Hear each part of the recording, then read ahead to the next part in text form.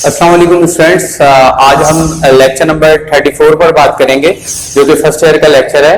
अच्छा, पिछली क्लासेस में हम लोगों ने दूसरे टॉपिक्स के हवाले से बात की थी और आज की क्लास में जो हम वायराइड्स और पिरियॉन्स के हवाले से बात करेंगे और जो रिसेंट क्लासिफिकेशन होती है वायरस की उस पर बात करेंगे और प्लांट्स की बॉडी के अंदर वायरस की वजह से डिजीज जो फैलती है इस तरह की चीजों पे हम आज बात करेंगे।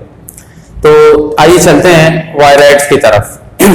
तो स्टूडेंट्स, वायराइड्स क्या है? वायराइड्स जो है वो दरअसल एक वायरस है। वायराइड्स क्या है?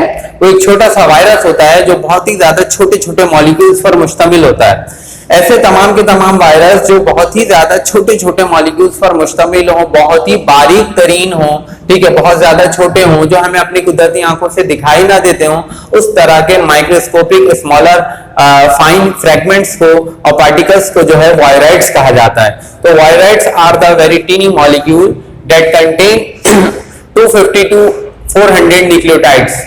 वायराइड जो है वो छोटे छोटे सर्कुलर मॉलिक्यूल्स होते हैं जो आरएनए के बने हुए होते हैं, जिसमें तकरीबन 250 से लेके 400 न्यूक्लियोटाइड मौजूद होते हैं। तो viroids are the smaller tiny molecule circular molecule, ठीक है, made up of RNA and contain 250 to 400 nucleotides molecule.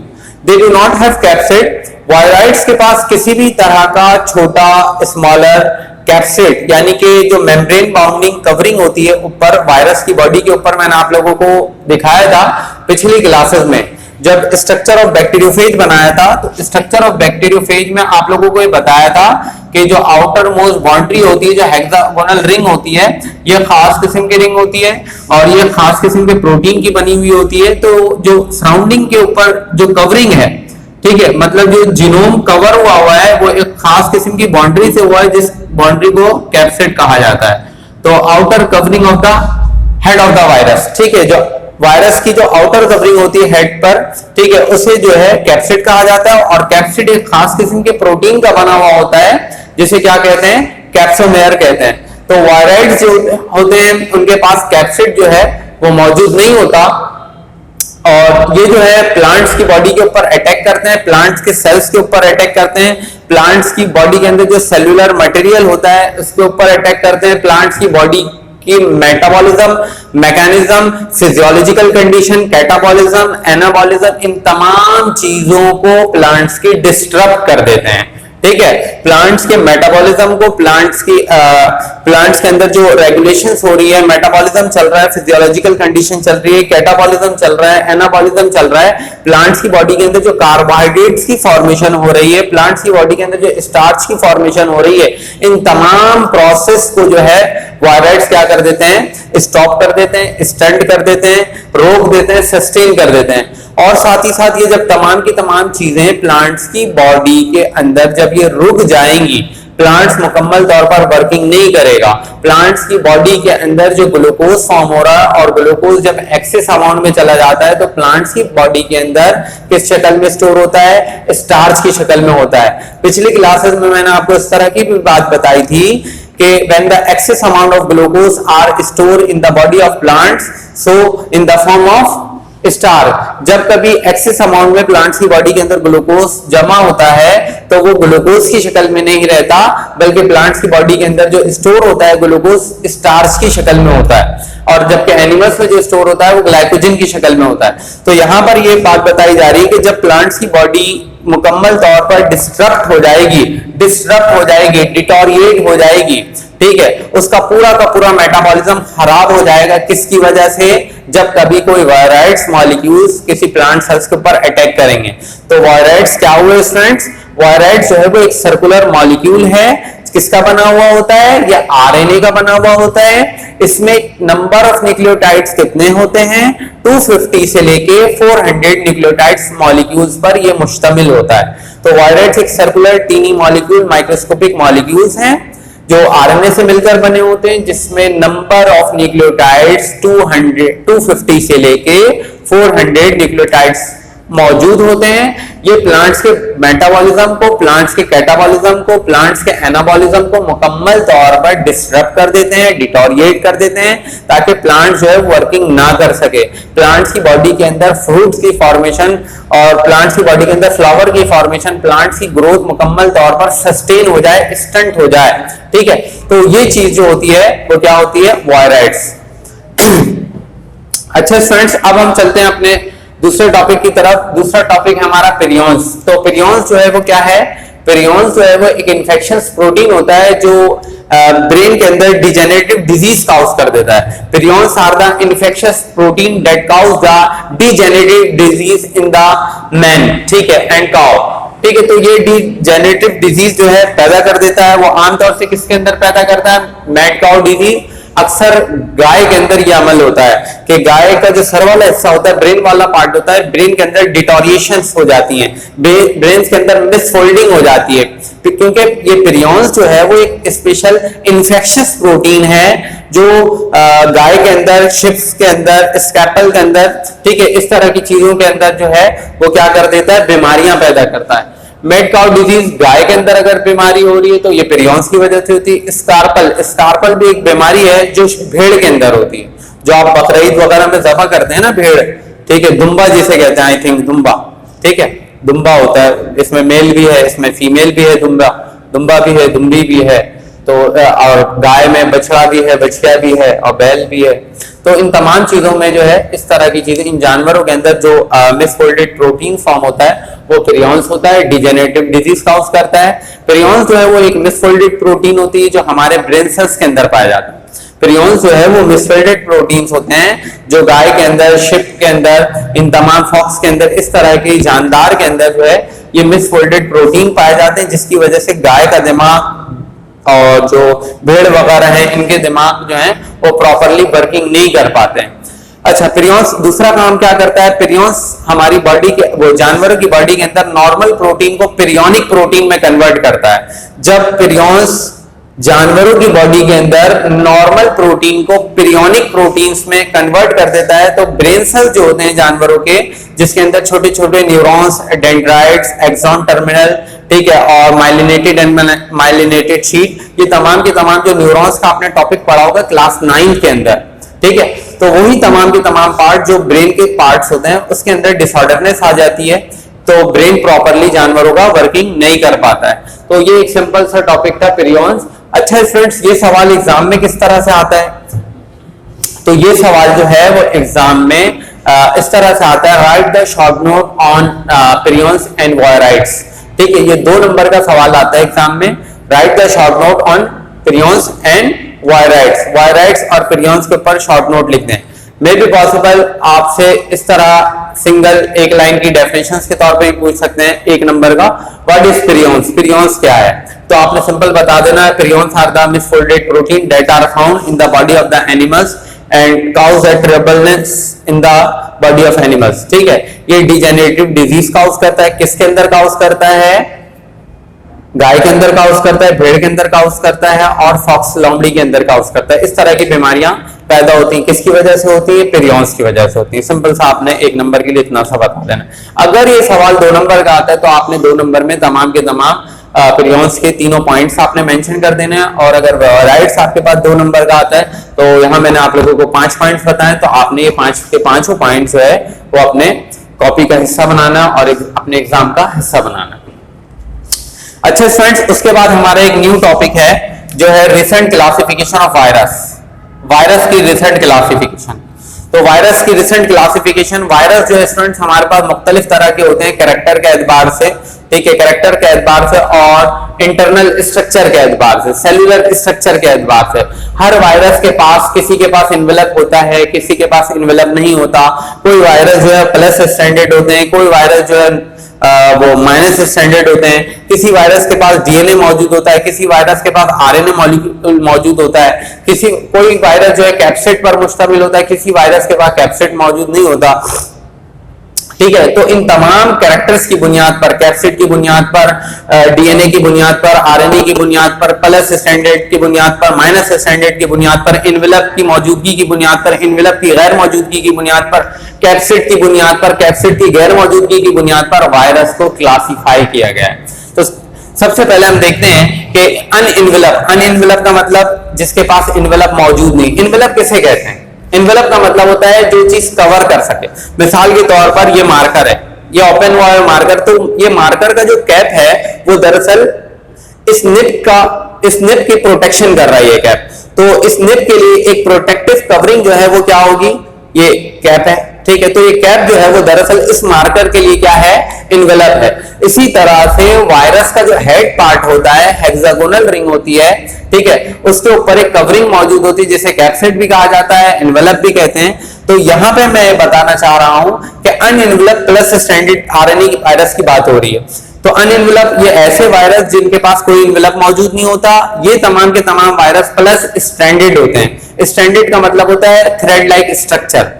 जैसे कि आप क्लास 9 में एक टॉपिक पढ़कर आए थे, DNA is a double helical structure, DNA is a double stranded structure, DNA is a ladder like structure, ठीक है, DNA is a helical structure या डबल हेलिक्स स्ट्रक्चर, ठीक है। तो इसी तरह से स्ट्रैंड का मतलब होता है एक थ्रेड लाइक, ठीक है। तो अनइनवेलप प्लस स्टैंडर्ड आरएनए वायरस क्या होते हैं? ये जो वायरस होते हैं जिनके पास किसी भी तरह का कोई इनवेलप मौजूद नहीं होता। अनइनवेलप आरएनए वायरस जो है वो मैसेंजर आरएनए के तौर पर एक्ट करते हैं। अनइनवेलप आरएनए वायरस जो है वो किसके तौर पर एक्ट करते हैं बेटा? मैसेंजर आरएनए के तौर पर एक्ट करते हैं, मैसेंजर आरएनए के तौर पर कंसीडर किए जाते हैं। ये जो वायरस होते हैं तमाम के तमाम प्लस स्टैंडर्ड होते हैं, और ये बात मैंने हेडिंग में ही मेंशन कर दी है ताकि आपको ये हेडिंग से ही पता चल जाए कि अनइनवेलप मतलब उस वायरस के पास किसी भी तरह का कोई इनवेलप मौजूद नहीं होगा। प्लस स्टैंडर्ड मतलब ये प्लस स्टैंड रखता है, ठीक है। और साथ ही साथ ये जो वायरस होता है ये मैसेंजर आरएनए के तौर पर एक्ट करता है। अच्छा, उसके बाद दूसरी हेडिंग हमारे पास इनवेलप प्लस स्टैंडर्ड वायरस। अभी हमने पढ़ा था अनइनवेलप प्लस स्टैंडर्ड वायरस, अब जो हम पढ़ रहे हैं वो प्लस स्टैंडर्ड आरएनए वायरस। ये वायरस भी जो होते हैं, this virus are also act as a messenger RNA. ये वायरस भी जो है वो मैसेंजर आरएनए के तौर पर एक्ट करते हैं। इस वायरस के पास outer envelope, outer protective covering envelope या कैप्सिड जो है वो मौजूद होता है, जिसकी वजह से इस वायरस का नाम क्या रखा गया है? Envelope plus standard RNA virus. ये जो वायरस होता है विद कैप्सिड होता है, ये जो वायरस होता है विदाउट कैप्सिड होता है।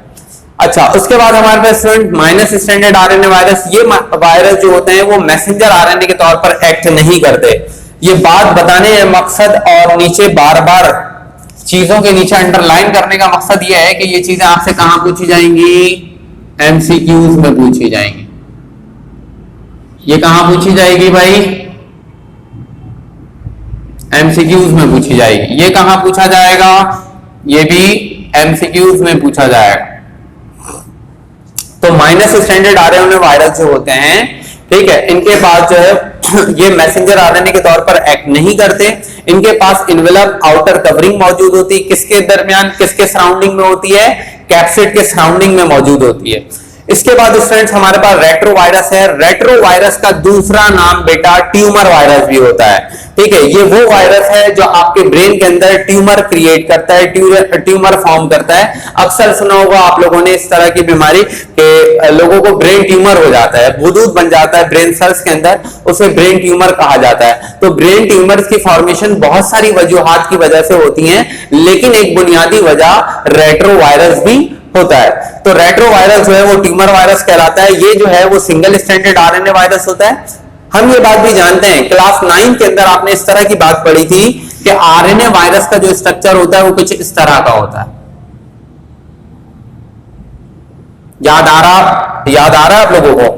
आरएनए वायरस का जो स्ट्रक्चर होता है वो कुछ इस तरह का होता है। ये सिंगल स्टैंडर्ड होते हैं, ठीक है। या फिर आप हो सकता है आप लोगों ने इस तरह का स्ट्रक्चर ना पढ़ा हो और टीचर ने आप लोगों को इस तरह से ना बताया। वजह ये बुनियादी कि उस वक्त आपका जो लेवल था, आपका जो म्यार था वो बहुत ज्यादा छोटा था। तो तो आपको अगर टीचर हायर लेवल पे बताएगा तो आपको कभी चीजें समझ में नहीं आएंगी। तो टीचर ने आपको इस तरह ना बताकर बल्कि आरएनए का स्ट्रक्चर क्लास 9 में इस तरह का दिखाया होगा कि बेटा ये देखो सिंगल स्ट्रैंड है, ये एक थ्रेड लाइक एक धागे नुमा सिंगल स्ट्रक्चर है, जिसकी वजह से इस तरह के वायरस को आरएनए वायरस कहा जाता है। ठीक है, या आरएनए कहा जाता है। तो आरएनए जो है वो सिंगल स्ट्रैंडेड होते हैं, जबकि डीएनए का स्ट्रक्चर टीचर ने क्लास 9th में आप लोगों को इस तरह बताया होगा कि बेटा ये देखो ये डीएनए का स्ट्रक्चर है। डीएनए के स्ट्रक्चर में एक थ्रेड लाइक स्ट्रक्चर, एक धागे नुमा स्ट्रक्चर इस तरह से मौजूद होता है और दूसरा धागा नुमा स्ट्रक्चर कुछ इस तरह से मौजूद होता है। इस तरह से ऐसा महसूस होता है कि ये दोनों स्ट्रक्चर, ये दोनों थ्रेड, ये दोनों धागे एक दूसरे से उलझे हुए हैं। मैं इस वक्त गर्ल्स से मुखातिब हूं, जो तमाम की तमाम गर्ल्स जो इस वक्त ऑनलाइन क्लास ले रही हैं या रिकॉर्डिंग क्लासेस ले रही हैं, घर पे बैठी हैं, तो याद करें वो अपने बचपन के दिन जब क्लास 7 में, 8 में, क्लास 9 में और मैट्रिक तक आप बल खाई हुई चुटिया बांध कर जाते थे। जिस तरह बल खाई हुई चुटिया एक यहां और एक यहां हिलाते हुए जाते थे, इस तरह बल खाई हुई चुटिया की तरह ये डीएनए का स्ट्रक्चर होता है, जिस स्ट्रक्चर को डबल स्ट्रैंडेड कहा जाता है। ठीक है, तो आरएनए का स्ट्रक्चर सिंगल स्ट्रैंडेड, ये आरएनए वाला स्ट्रक्चर है बेटा। ठीक है, ये भी आरएनए का है, लेकिन ये हायर लेवल पे आगे जाऊंगा तो मैं आपको बताता रहूंगा। ये जो स्ट्रक्चर है बेटा वो डीएनए का स्ट्रक्चर है। तो रेट्रोवायरस जो होते हैं वो सिंगल स्ट्रैंडेड आरएनए वायरस होते हैं। ठीक है, ये एचआईवी में मौजूद होते हैं। एचआईवी का मतलब होता है ह्यूमन इम्यून वायरस।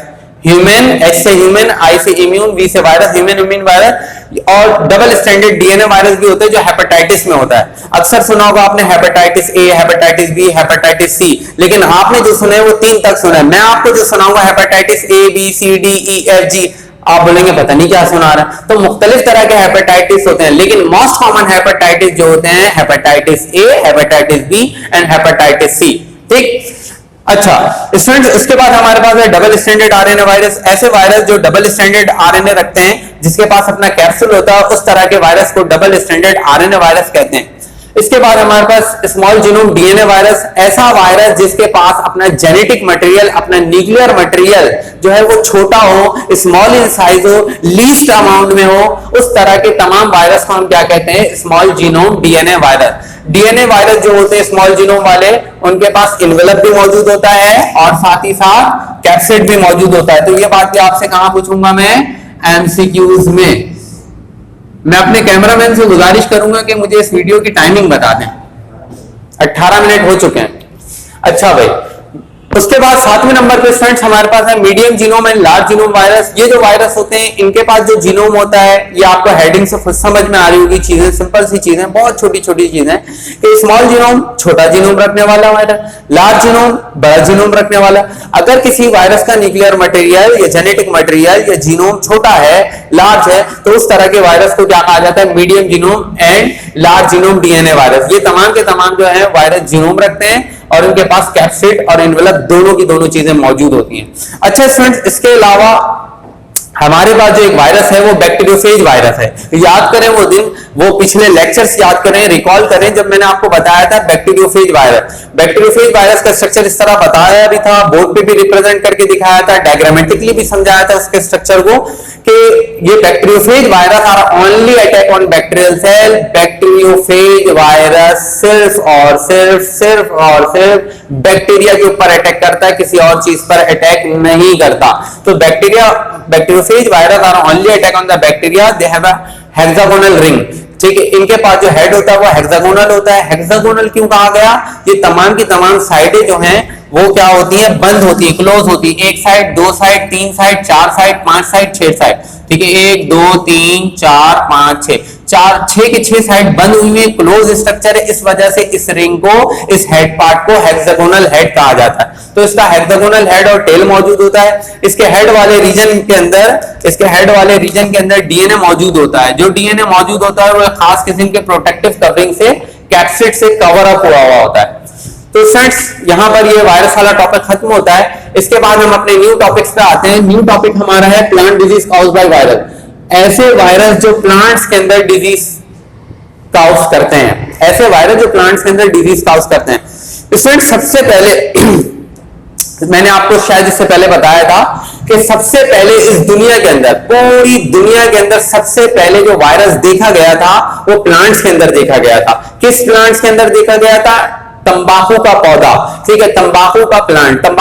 तंबाकू क्या है? वही चीज जो अक्सर मिक्स पत्ती का पान इस्तेमाल कर रहे हैं। घर में अगर दादी है, दादा है, नाना है, नानी है, आपके घराने में ना हो सके तो आपके किसी दोस्त के घराने में, कजन के घराने में, रिलेटिव्स के घराने में हो, ठीक है, तो वहां पर छोटा सा एक पानदान रखो। दादी दादा वगैरह घर में पानदान रखते हैं। पानदान के अंदर देखिएगा ब्लू कलर की एक छोटी सी डिबिया होगी, टीन की बनी हुई, जिस तरह टीन पैक आप कोल्ड ड्रिंक पीते हैं ना, उस तरह की टीन पैक, उसके ऊपर लिखा हुआ जहूर राजा रानी मिक्स पत्ती, ठीक है, तो वो तंबाकू होता है। वो दरअसल क्या होता है? तंबाकू, ठीक है। तो सबसे पहले जो वायरस देखा गया वो किस प्लांट्स के अंदर देखा गया? इस दुनिया में सबसे पहले वायरस देखा गया टोबैको प्लांट्स के अंदर। टोबैको प्लांट्स का मतलब होता है तंबाकू का पौधा। तो इस दुनिया में सबसे पहले वायरस को आइडेंटिफाई या डिटरमाइन किया गया है टोबैको प्लांट्स के अंदर। जिस साइंटिस्ट ने ये काम सरअंजाम दिया है उस साइंटिस्ट का नाम एवानस्की है। क्या है? एवानस्की। तो एवानस्की नामी साइंटिस्ट ने वायरस को सबसे पहले डिटरमाइन किया, टोबैको प्लांट्स के अंदर देखा गया। जब टोबैको प्लांट्स के अंदर एवानस्की नामी साइंटिस्ट ने देखा कि वायरस की मौजूदगी है, तंबाकू के पौधे जो होते हैं, तंबाकू के जो पौधे हैं उनके जो लीव्स हैं, लीव्स के ऊपर नेक्रोटिक पैचेस पड़े हुए थे, ठीक है। पैचेस का मतलब होता है धब्बे, PATCHES। पैचेस का मतलब क्या होता है? धब्बे। ग्रीन कलर के, व्हाइट कलर के, येलोइश कलर के स्पॉट्स पड़े हुए थे और उसके ऊपर वायरस की मौजूदगी थी, ठीक है। तो टोबैको प्लांट्स के अंदर वायरस सबसे पहले देखा गया और ये वायरस तंबाकू जैसे पौधे को मुकम्मल तौर पर डिस्टर्ब कर देता है, उसकी ग्रोथ को रोक देता है। उसके अंदर तंबाकू की ग्रोथ को, तंबाकू की क्वांटिटी को आगे मजीद बढ़ने नहीं देता। प्लांट्स का मेटाबॉलिज्म, कैटाबॉलिज्म, एनाबॉलिज्म मुकम्मल तौर पर डिस्टर्ब हो जाता है, डिस्ट्रॉय हो जाता है। अच्छा, ये वायरस किस तरह से फैलता है? What are the reason behind it? ठीक है, तो ये वायरस जो है वो दो तरह से फैलता है। एक ट्रांसमिशन, एक मुंतकिल। ट्रांसमिशन का मतलब होता है मुंतकिल होना। ये वायरस किस तरह से मुंतकिल होता है? तो मुंतकली जो है, इस वायरस की जो मुंतकली है एक जगह से दूसरी जगह दो तरीके से होती है। एक ट्रांसमिशन कहलाता है हॉरिजॉन्टल ट्रांसमिशन, दूसरा ट्रांसमिशन कहलाता है वर्टिकल ट्रांसमिशन। तो हॉरिजॉन्टल ट्रांसमिशन वो ट्रांसमिशन कहलाता है जिसमें ये जो इंफेक्शन होता है प्लांट्स की बॉडी को इन्फेक्टेड कर देता है फ्रॉम एक्सटर्नल सोर्स। अगर तंबाकू का पौधा किसी दूसरी वजूहात की वजह से खराब हो रहा है, वो दूसरी वजूहात क्या हो सकती है? इंसेक्ट हो सकते हैं, इंजर्ड पार्ट हो सकता है। अगर कोई पौधा तंबाकू का हो, ठीक है, अगर कोई पौधा तंबाकू का या कोई सा भी पौधा हो, ठीक है, अगर वो किसी इंसेक्ट की वजह से खराब हो रहा है, कोई इंसेक्ट आकर पौधों पर बैठ रहे हैं, लीव्स पर बैठे हैं, उस लीव्स को खा रहे हैं, हल्का हल्का कुतर दे रहे हैं, ठीक है, उसको काट दे रहे हैं, उसको ब्रेक कर दे रहे हैं लीव्स को, ठीक है, या फिर कोई पौधे का हिस्सा टूट जाए, ठीक है, वो कट जाए, इस वजह से ये वायरस ट्रांसफर हो जाता है। क्योंकि वायरस जो है बहुत ज्यादा ही छोटा होता है जो हमें अपनी कुदरती आंखों से दिखाई नहीं देता। तो एक ऐसी ट्रांसमिशन जिसमें कोई प्लांट्स खराब हो वायरस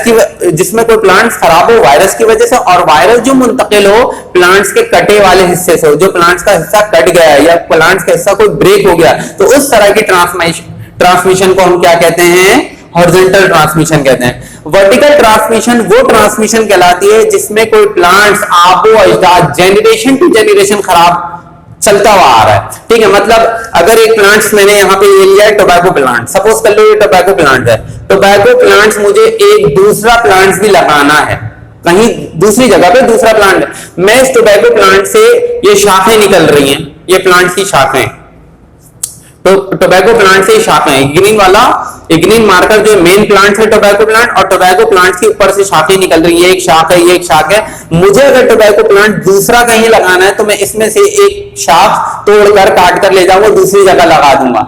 सपोज कर लो ये प्लांट्स पहले से खराब है, जो टोबैको प्लांट पहले से लगा हुआ है, ये जो पेरेंट प्लांट है, इनिशियली जो प्लांट था ये पहले से खराब था। अब मैं जो इसमें से शाख लेकर जाऊंगा दूसरी जगह लगाऊंगा तो वो प्लांट भी क्या होगा? खराब होगा, ठीक है। या इसमें से जो वायरस निकल कर किसी दूसरे टोबैको प्लांट्स पर भी जाकर लगेंगे तब भी वो प्लांट खराब होगा। तो यही मैं बताना चाह रहा हूं कि वर्टिकल ट्रांसमिशन वो ट्रांसमिशन कहलाती है जिसमें प्लांट्स आबो अजदाद जेनरेशन टू जेनरेशन खराब चला आ रहा होता है। तो स्टूडेंट्स यहां पर हमारा टॉपिक खत्म होता है। तो इंशाअल्लाह सरशारिक अंसारी को दी इजाजत, आपसे एक नए बुलेटिन में एक नई खबरों पर, एक नए लेक्चर पर फिर से बात करेंगे। अल्लाह ने रहमान, अपना बहुत बहुत ख्याल रखिए।